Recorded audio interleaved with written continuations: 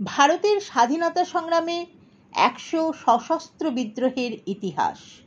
আজকের বিষয় খামতি বিদ্রোহ। সময়কাল 19 শতকের প্রায় মাঝামাঝি, 1839 থেকে 1844 সাল। খামতি ভারত, চীন ও মায়ানমারের তাই জাতিগোষ্ঠীভুক্ত জনজাতি তাই খামতি নামে পরিচিত। তাই খামতিরা হেরোবাদ বৌদ্ধ ধর্মের অনুসারী। তাদের ভাষার জন্য নিজস্ব যে লিপি রয়েছে তা লিপ তাই নামে পরিচিত, তবে তাদের মাতৃভাষাকে খামতি ভাষায় বলা হয়। খামতি নামের অর্থ সোনার স্থান।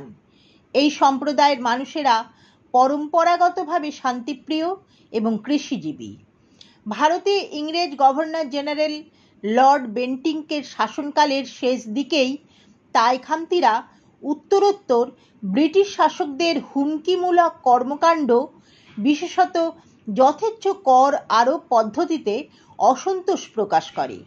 1839 সালে ব্রিটিশদের দ্বারা উপনিবেশ স্থাপনের প্রতিরোধে তাই খামতি জনগণ ব্রিটিশদের বিরুদ্ধে বিদ্রোহ ও যুদ্ধ ঘোষণা করে। 1839-এর এই মহা বিদ্রোহকেই খামতি বিদ্রোহ বলা হয়।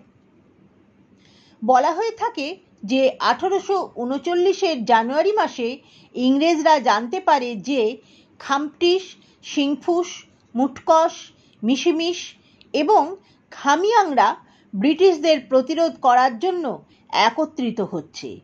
তখন তারা খামতির প্রধান চৌরংফাকে তলব করে এবং কঠোরভাবে সতর্ক করে বিদ্রোহীদের এক প্রকার দমনের উদ্দেশ্যে।